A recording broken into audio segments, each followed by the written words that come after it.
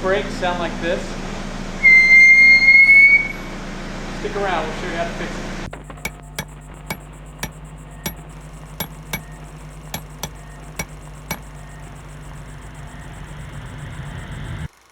Hey guys, welcome back to the channel. Today we are going to be changing the brakes on this 2013 Subaru BRZ.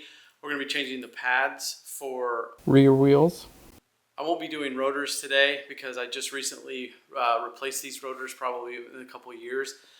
So that isn't necessary, but I do have a couple other videos that show how to do rotors and brake pads. So I'll put a link here and I'll put it in the description in the comments below as well, so you can see the links to those cars and how I did that.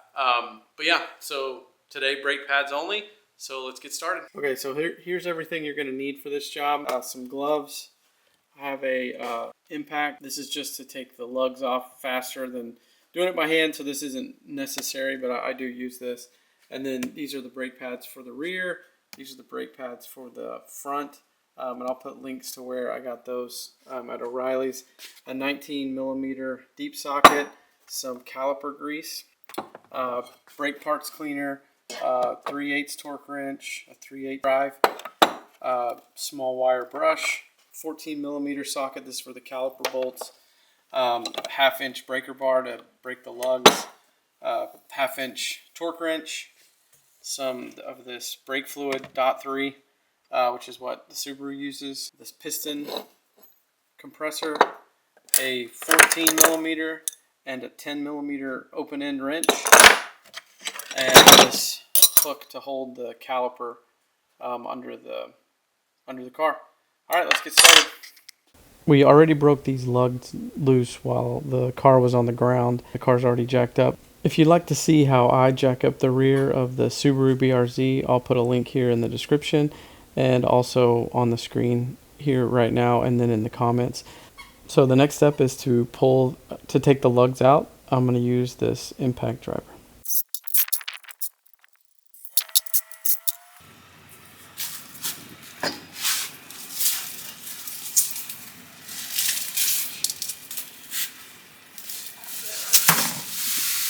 Slide that under the car for safekeeping. Remove this caliper bolt here, and there's one right there, and I'm sure it's a 14mm.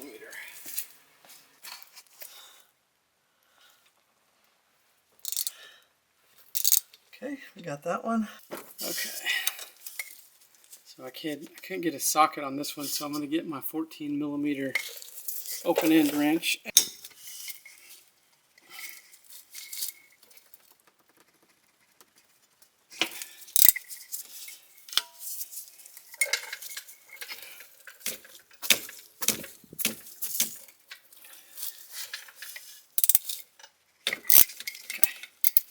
There we go. So we got that one loose. And we take these two bolts out. Make sure we can pull these in and out. So these look good. So there's our two bolts. All right, I'll get our trusty hook so we can try to hold this caliper somewhere to not stretch the brake lines. Arrange them. Try that. Pull that off. And then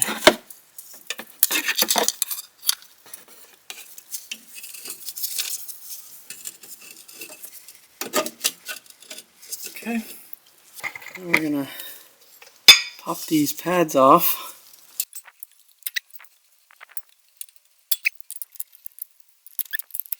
Alright, so now we're going to slowly compress that pin, or piston, but before we do that, take the cap off the brake fluid, and right now it's right below max, so we want to squeeze that slowly and make sure this doesn't overflow. Okay. Now that we've got that completely flat, let's go check. Okay, so it has come up some, but not very much at all. So we're in good shape. All right, so now let's take our tool off. But let's pop these clips off and just make sure that these look the same, and they do. Awesome. Okay.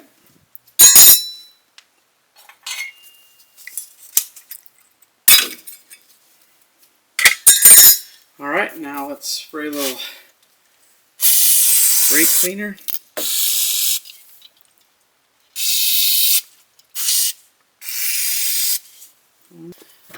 Clean it with a wire brush.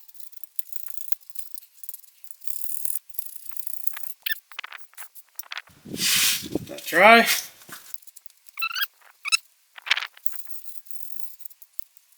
I'm going to put the old clips back in.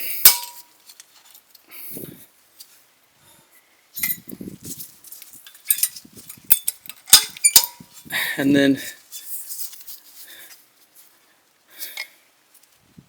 I'm not going to be able to turn the rotor on this one because this is a rear wheel drive vehicle.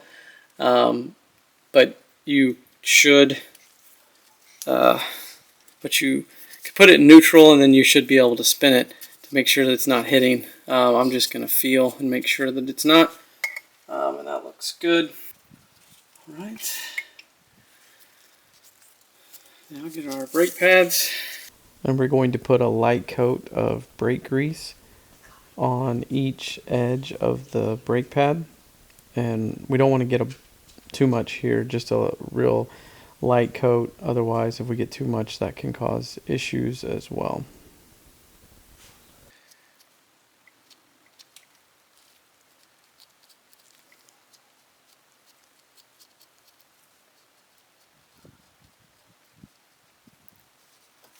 This pad in here.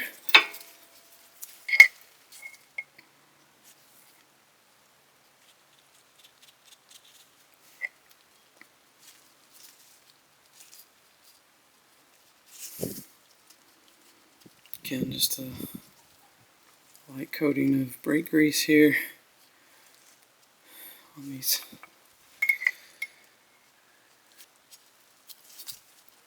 Okay, so slide that down there. Okay, and then you can see that's our new pads.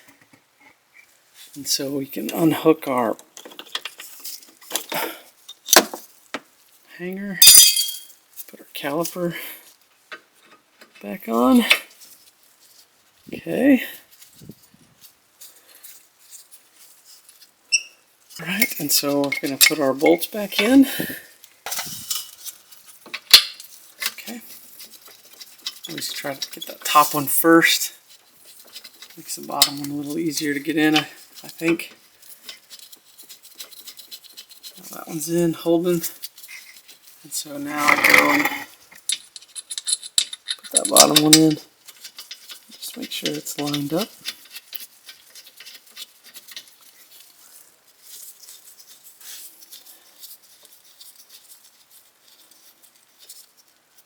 Okay, and again, that's a 14 millimeter. We'll tighten or snug this bottom one up.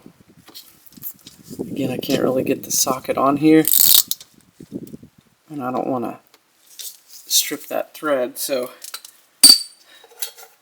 what I'm going to do is I'm going to torque the bottom one to 20 foot-pounds.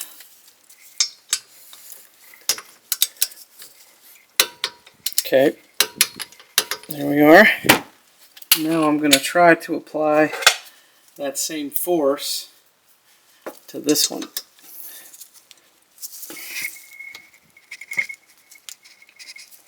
Okay. And then I'll feel it on that bottom one. So I'm kind of just ballparking that one. That's pretty much it. Looking in here, see how that's leaking? Probably time for a new strut back here. Okay, that's for another time. Alright, so that's it. We got the bolts, we got them torqued. We want to make sure this is moving like it should. That's all good. These threads look good, so I think we're good to put the wheel back on. So let's get that. I like to hand tighten these to prevent cross threading.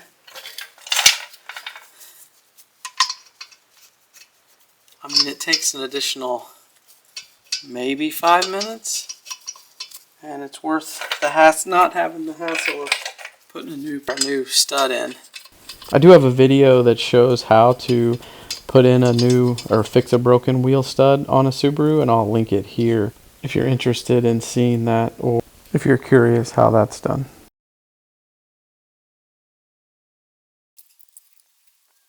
Now I get the 19mm and I just kind of do my cross pattern and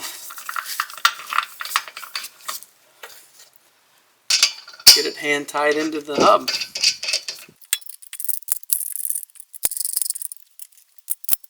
And now, like I said, since this is rear wheel drive, I can actually sort of snug these up. Okay, now while it's in the air, I'm going to go do the other side. And then I'm not going to show that. It's exactly the same as this side. Do that other side off camera, and then come back. We'll lower the car, torque all 4 wheels to 80 foot-pounds, and that'll be it. All right, so 80 foot-pounds. And just remember to do this in a star pattern.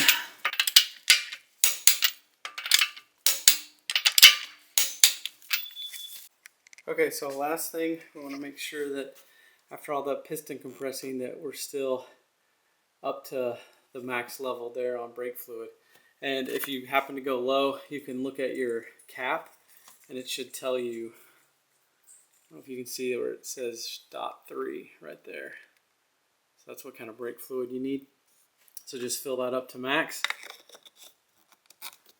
And you're good with that. And now let's take the car for a test drive. Okay, so now once you get into your car, after you've compressed those pistons, you're going to want to push in on the brake. Make sure that it doesn't feel spongy. And so you'll just keep pressing it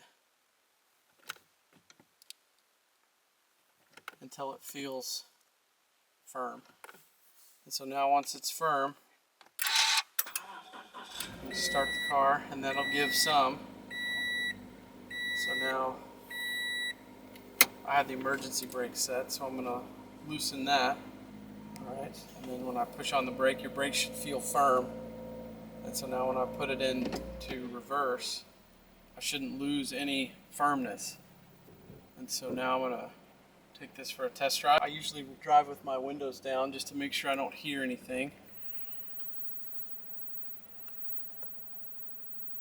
on the outside, nothing scraping or grinding. So let's do that. And I didn't put in new rotors, so you don't need to break them in or anything, so we're good with that. And so yeah, when I'm applying the brake, I don't hear any grinding or squealing. I feel like we're in good shape. So guys, that's it. Hopefully this video helped you. This is how you change the brake pads. It's on my 2013 Subaru BRZ. Thanks for watching. Hopefully this video helped you. If it did, please consider subscribing and giving it a like. Thanks.